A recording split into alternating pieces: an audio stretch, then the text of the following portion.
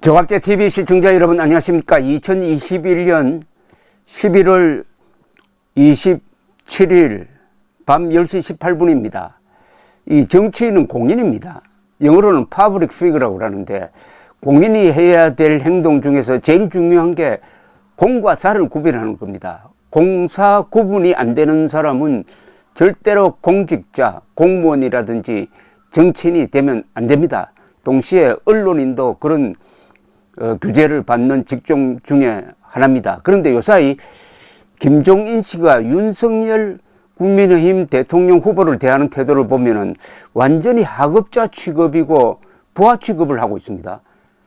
그런데 이상하게도 윤석열 후보 또한 그런 부당한 취급을 수용하고 있습니다. 이걸 바라보는 국민들은 자존심이 상합니다.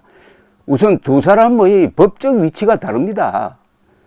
김종인은 그냥 사인입니다. 개인입니다. 그러나 윤석열 후보는 공인입니다. 첫째 한번 따져보겠습니다. 윤석열 후보는 국민의힘 당헌 제74조에 따라서 제1야당의 총재 역할을 하는 사람입니다. 그러면 그렇게 존중해야 되는 것 아닙니까? 부하 취급하면 됩니까? 혹시 김종인 씨가 지금 국민의힘 당원인지 아닌지 이걸 잘 모르겠어요. 비상대책위원장을 했으니까 당원일 것 같은데, 그때 물러나면서 탈퇴를 했는지는 모르겠지만은 일단 당원으로 보겠습니다. 당원이 총재를 이런 식으로 취급하면 됩니까? 대통령 후보자는 선출된 날로부터 대통령 선거일까지 선거 업무의 효율적 추진을 위하여 필요한 범위 내에서 당무 전반에 관한 모든 권한을 우선하여 가진다라고 딱 규정하고 있습니다. 국민의힘 사실상 독재권을 준 겁니다. 이에 따라 윤 후보는 인사, 조직, 재정 등 국민의힘 당무를 지금 총괄하고 있습니다. 여기에 덧붙여 가지고 윤석열 후보는 지금 국무총리에 준하는 경호를 받고 있습니다. 이재명 더불어민주당 대통령 후보도 같습니다. 경찰은 후보 한 사람당 모두 30명의 경호 인력을 투입할 예정인데, 우선 10명을 미리 투입을 해서 경호를 하고 내년 2월에 중앙선관위원회에 정식으로 대통령 후보로 등록을 하면 그때 다시 20명을 추가로 투입을 한다고 합니다.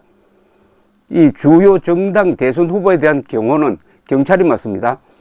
국무총리와 국회의장, 대법원장 등 요인에 적용하는 수준의 경호를 윤석열 후보에게 제공합니다. 대통령은 경호를 경호처로부터 받습니다.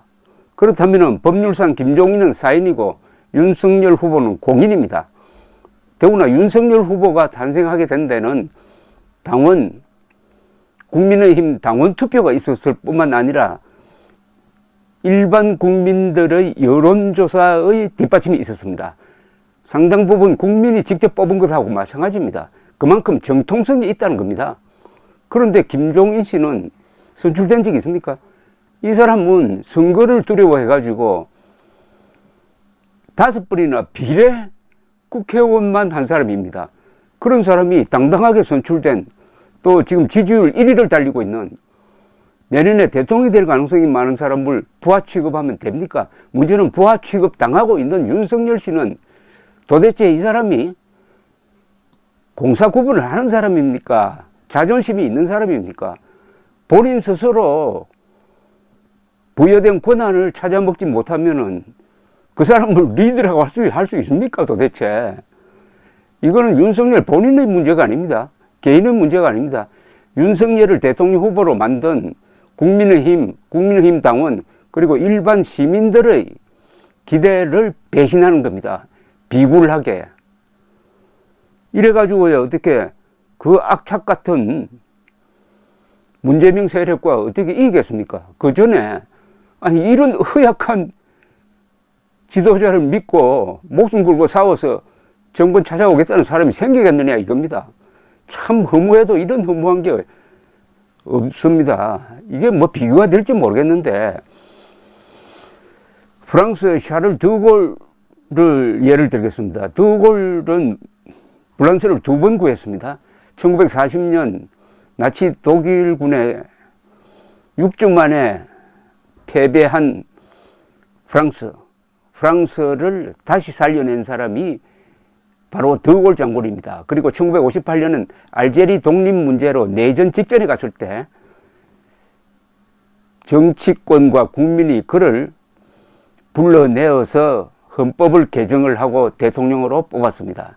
2번 살린 드골인데 2번 다 이 사람이 어떤 리더십을 보여주었느냐, 윤석열 후보에게 참고가 될 것 같아서 제가 설명을 하나 드리겠습니다. 1944년에 드골 장군이 드디어 패배했던 프랑스군을 재건을 해가지고 파리를 탈환합니다. 파리에 입성을 합니다. 자, 파리에 들어와 보니까 어떤 상황이 벌어졌느냐. 프랑스에서 레지스탕스 운동을 주도했던 사람들은 80%가 거의 다 좌익이었습니다. 공산주의자들이었습니다. 이 사람들이 그것을 근거로 해가지고 이제는 정권을 잡으려고 합니다. 이때 드골의 리더십이 발휘됩니다. 레지스탕스, 좌익 레지스탕스 지도자들을 불러놓고 이렇게 이야기를 합니다. 앞으로 여러분들은 정치를 해서는 안 된다. 여러분들이 정치를 하는 것은 내가 묵과할 수 없다.